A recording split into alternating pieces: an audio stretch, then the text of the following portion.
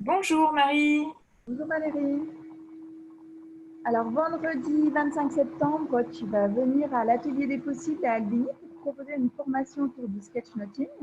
Tout à Est-ce fait. est-ce que tu pourrais nous expliquer en quelques mots qu'est-ce que c'est que le sketchnoting?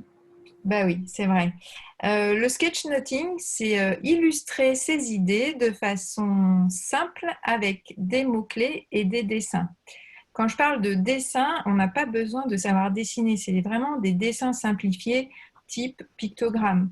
Par exemple, pour signifier que tout est OK, on peut faire un pouce. Pour illustrer l'idée d'atteindre un objectif, on peut dessiner une cible ou la pointe d'une montagne. Donc, c'est vraiment des dessins symboliques, simples à réaliser.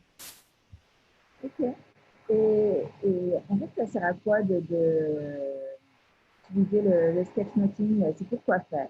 Pourquoi faire? Mais en fait, les usages peuvent être multiples. Ça peut être une prise de notes quand vous êtes, par exemple, à une conférence, vous assistez à un cours. Donc, ça permet de synthétiser une information sur une planche.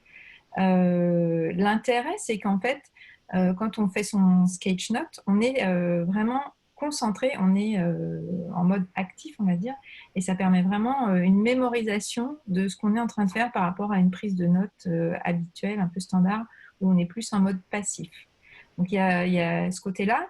Et puis, ça peut être aussi intéressant pour des gens qui sont plus dans de la transmission, qui doivent être voilà, dans un rôle un peu plus pédagogique, de présenter des documents sous une forme, comme je l'ai dit, visuelle et synthétique. Par exemple, j'en ai un là sous la main que j'avais créé il y a quelques temps de ça, je ne sais pas si on voit bien. Donc, c'était venez créer votre sketch note.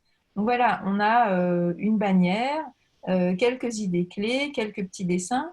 Et en fait, on a une compréhension quasi immédiate. En un coup d'œil, on voit le sujet.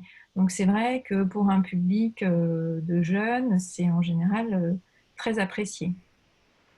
C'est vrai que moi, je l'ai vu dans les stages que j'ai pu faire avec des collégiens, par exemple, de transformer une notion d'histoire sous forme, sous un sketch note un peu simplifié, mais effectivement en dessinant et en allant chercher les éléments clés. C'est hyper puissant pour mémoriser. Et puis, c'est ludique, quoi. On n'a pas l'impression qu'on est en train Voilà, d'apprendre. c'est ça.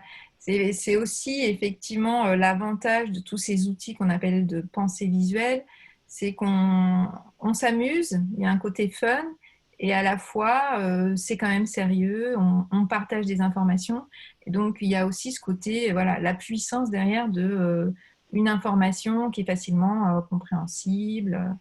Donc en fait cet outil, il est utilisé dans plein de cas de figure.